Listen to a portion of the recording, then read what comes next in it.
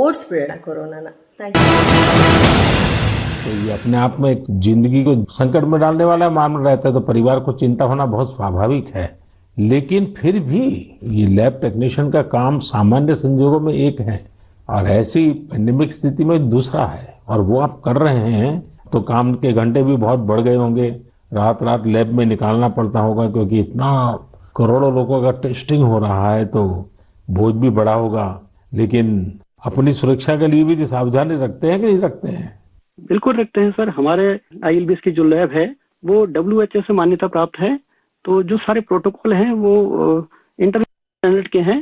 हम त्रिस्तरीय जो हमारी पोशाक है उसमें हम जाते हैं लैब में, और उसी में हम काम करते हैं, और उसका पूरा डिस्कार्डिंग का, लेबलिंग का और उनको टेस्टिंग का एक पूरा प्रोटोकॉल है, तो उस प्रोटोकॉल के तहत काम करते हैं। तो सर ये भी ईश्वर की कृपा है कि मेरा परिवार और मेरे जानने वाले अधिकतर जो अभी तक इस संक्रमण से बचे हुए हैं। तो एक चीज है कि अगर आप सावधानी रखते हैं और संयम बरतते हैं तो आप थोड़ा बहुत इससे बचे रह सकते हैं। प्रकाश जी, आप जैसे हजारों लोग पिछले 1 साल से लैब में बैठे हैं और इतनी जहमत कर रहे हैं, इतने लोगों को बचाने का काम कर रहे हैं, जो देश आज जान रहा है। लेकिन प्रकाश जी, मैं आपके माध्यम से आपकी बिरादरी के सभी साथियों को हृदयपूर्वक धन्यवाद करता हूं, देशवासियों की तरफ से धन्यवाद करता हूं, और आप स्वस्थ रहिए, आपका परिवार स्वस्थ रहे, मेरी बहुत शुभकामनाएं हैं। धन्यवाद प्रधानमंत्री जी, मैं आपका बहुत बहुत आभारी हूं कि आपने मुझे अवसर प्रदान किया। धन्यवाद भैया। साथियों, एक प्रकार से बात तो मैंने भाई प्रकाश जी से की है, लेकिन उनकी बातों में हजारों लैब टेक्नीशियंस की सेवा की सुगंध हम तक पहुंच रही है। इन बातों में हजारों लाखों लोगों का सेवा भाव तो दिखता ही है। हम सभी को अपने जिम्मेदारी का भी बोध होता है। जितनी मेहनत और लगन से भाई प्रकाश जी जैसे हमारे साथी काम कर रहे हैं, उतनी ही निष्ठा से उनका सहयोग कोरोना को हराने में बहुत मदद करेगा। मेरे प्यारे देशवासियों, अभी हम हमारे कोरोना वॉरियर्स की चर्चा कर रहे थे। पिछले 1.5 सालों में हमने उनका खूब समर्पण और परिश्रम देखा है, लेकिन इस लड़ाई में बहुत बड़ी भूमिका देश के कई क्षेत्रों अनेक वॉरियर्स की भी है। आप सोचिए, हमारे देश पर इतना बड़ा संकट आया, इसका असर देश की हर एक व्यवस्था पर पड़ा। कृषि व्यवस्था ने खुद को इस हमले से काफी हद तक सुरक्षित रखा। सुरक्षित ही नहीं रखा, बल्कि प्रगति भी की, आगे भी बढ़ी। क्या आपको पता है कि इस महामारी में भी हमारे किसानों ने रिकॉर्ड उत्पादन किया है? किसानों ने रिकॉर्ड उत्पादन किया तो इस बार देश ने रिकॉर्ड फसल खरीदी भी की। इस बार कई जगहों पर तो सरसों के लिए किसानों को एमएसपी से भी ज्यादा भाव मिला है। रिकॉर्ड खाद्यान्न उत्पादन की वजह से ही हमारा देश हर देशवासी को संबल प्रदान कर पा रहा है।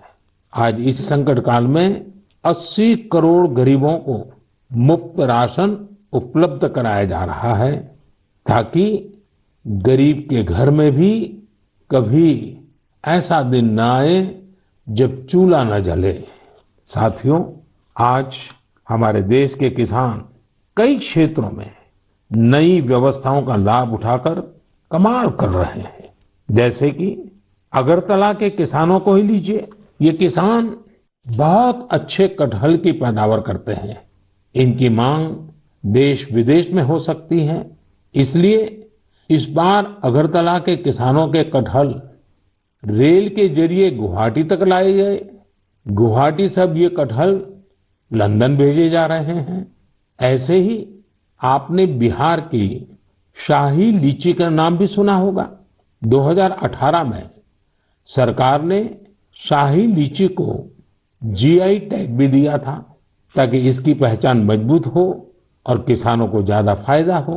इस बार बिहार की ये शाही लीची भी हवाई मार्ग से लंदन भेजी गई है। पूरब से पश्चिम, उत्तर से दक्षिण, हमारा देश ऐसे ही अनूठे स्वाद और उत्पादों से भरा पड़ा है। दक्षिण भारत में विजयनगरम के आम के बारे में आपने जरूर सुना होगा। अब भला ये आम कौन नहीं खाना चाहेगा। इसलिए अब किसान रेल सैकड़ों टन विजयनगरम आम दिल्ली पहुंचा रही है। दिल्ली और उत्तर भारत के लोगों को विजयनगरम आम खाने को मिलेगा और विजयनगरम के किसानों को अच्छी कमाई होगी। किसान रेल अब तक करीब करीब 2 लाख टन उपज का परिवहन कर चुकी है। अब किसान बहुत कम कीमत पर फल, सब्जियां, अनाज देश के दूसरे सुदूर हिस्सों में भेज पा रहा है। मेरे प्यारे देशवासियों, आज 30 मई को हम मन की बात कर रहे हैं और संयोग से ये सरकार के 7 साल पूरे होने का भी समय है। इन वर्षों में देश सबका साथ, सबका विकास, सबका विश्वास के मंत्र पर चला है। देश की सेवा में हर क्षण समर्पित भाव से हम सभी ने काम किया है। मुझे कई साथियों ने पत्र भेजे हैं और कहा है कि मन की बात में 7 साल की हमारी आपकी इस साझी यात्रा पर भी चर्चा करूं। साथियों, इन 7 वर्षों में जो कुछ भी उपलब्धि रही है वो देश की रही है, देशवासियों की रही है। कितने ही राष्ट्रीय गौरव के क्षण हमने इन वर्षों में साथ मिलकर अनुभव किए हैं। जब हम ये देखते हैं कि अब भारत दूसरे देशों की सोच और उनके दबाव में नहीं, अपने संकल्प से चलता है, तो हम सबको गर्व होता है। जब हम देखते हैं कि अब भारत अपने खिलाफ साजिश करने वालों को मुंहतोड़ जवाब देता है, तो हमारा आत्मविश्वास और बढ़ता है। जब भारत राष्ट्रीय सुरक्षा के मुद्दों पर समझौता नहीं करता, जब हमारी सेनाओं की ताकत बढ़ती है, तो हमें लगता है कि हाँ, हम सही रास्ते पर हैं। साथियों, मुझे कितने ही देशवासियों के संदेश, उनके पत्र देश के कोने कोने से मिलते हैं। कितने ही लोग देश को धन्यवाद देते हैं कि 70 साल बाद उनके गांव में पहली बार बिजली पहुंची है। उनके बेटे बेटियां उजाले में, पंखे में बैठ करके पढ़ रहे हैं। कितने ही लोग कहते हैं कि हमारा भी गांव अब पक्की सड़क से शहर से जुड़ गया है। मुझे याद है, एक आदिवासी इलाके से कुछ साथियों ने मुझे संदेश भेजा था कि सड़क बनने के बाद पहली बार उन्हें ऐसा लगा कि वो भी बाकी दुनिया से जुड़ गए हैं। ऐसे ही कहीं कोई बैंक खाता खोलने की खुशी साझा करता है, तो कोई अलग अलग योजनाओं की मदद से जब नया रोजगार शुरू करता है, तो उस खुशी में मुझे भी आमंत्रित करता है। प्रधानमंत्री आवास योजना के तहत घर मिलने के बाद गृह प्रवेश के आयोजन में कितने ही निमंत्रण मुझे हमारे देशवासियों की ओर से लगातार मिलते रहते हैं। इन 7 सालों में आप सबकी ऐसी करोड़ों खुशियों में मैं शामिल हुआ हूं।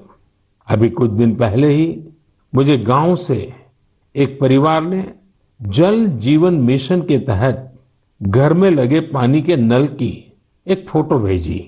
उन्होंने इस फोटो का कैप्शन लिखा था, मेरे गांव की जीवन धारा। ऐसे कितने ही परिवार हैं।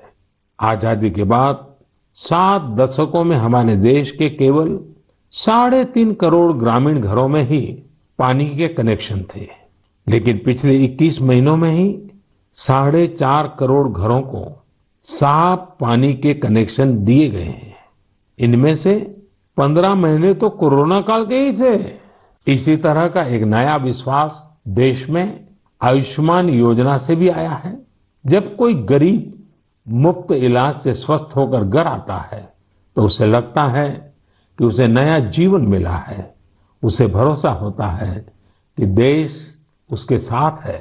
ऐसे कितने ही परिवारों का आशीर्वचन, करोड़ों माताओं का आशीर्वाद लेकर हमारा देश मजबूती के साथ विकास की ओर अग्रसर है। साथियों, इन 7 सालों में भारत ने डिजिटल लेन देन में दुनिया को नई दिशा दिखाने का काम किया है। आज किसी भी जगह जितनी आसानी से आप चुटकियों में डिजिटल पेमेंट कर देते हैं, वो कोरोना के समय में भी बहुत उपयोगी साबित हो रहा है। आज स्वच्छता के प्रति देशवासियों की गंभीरता और सतर्कता बढ़ रही है। हम रिकॉर्ड सैटेलाइट भी प्रक्षेपित कर रहे हैं और रिकॉर्ड सड़कें भी बना रहे हैं। इन 7 वर्षों में ही देश के अनेकों पुराने विवाद भी पूरी शांति और सौहार्द से सुलझाए गए हैं। पूर्वोत्तर से लेकर कश्मीर तक शांति और विकास का एक नया भरोसा जगा है। साथियों, क्या आपने सोचा है ये सब काम जो दशकों में भी नहीं हो सके, इन 7 सालों में कैसे हुए? ये सब इसलिए संभव हुआ क्योंकि इन 7 सालों में हमने सरकार और जनता से ज्यादा एक देश के रूप में काम किया, एक टीम के रूप में काम किया, टीम इंडिया के रूप में काम किया। हर नागरिक ने देश को आगे बढ़ाने में एकाध कदम आगे बढ़ाने का प्रयास किया है। हाँ, जहां सफलताएं होती हैं, वहां परीक्षाएं भी होती हैं। इन 7 सालों में हमने साथ मिलकर ही कई कठिन परीक्षाएं भी दी हैं और हर बार हम सभी मजबूत होकर निकले हैं। कोरोना महामारी के रूप में इतनी बड़ी परीक्षा तो लगातार चल रही है। ये तो एक ऐसा संकट है जिसने पूरी दुनिया को परेशान किया है। कितने ही लोगों ने अपनों को खोया है। बड़े बड़े देश भी इसकी तबाही से बच नहीं सके हैं। इस वैश्विक महामारी के बीच भारत सेवा और सहयोग के संकल्प के साथ आगे बढ़ रहा है। हमने पहली वेव में भी पूरे हौसले के साथ लड़ाई लड़ी थी। इस बार भी वायरस के खिलाफ चल रही लड़ाई में भारत विजयी होगा। 2 गज की दूरी, मास्क से जुड़े नियम हो या फिर वैक्सीन, हमें ढिलाई नहीं करनी है। यही हमारी जीत का रास्ता है। अगली बार जब हम मन की बात में मिलेंगे तो देशवासियों के कई और प्रेरणादायक उदाहरणों पर बात करेंगे।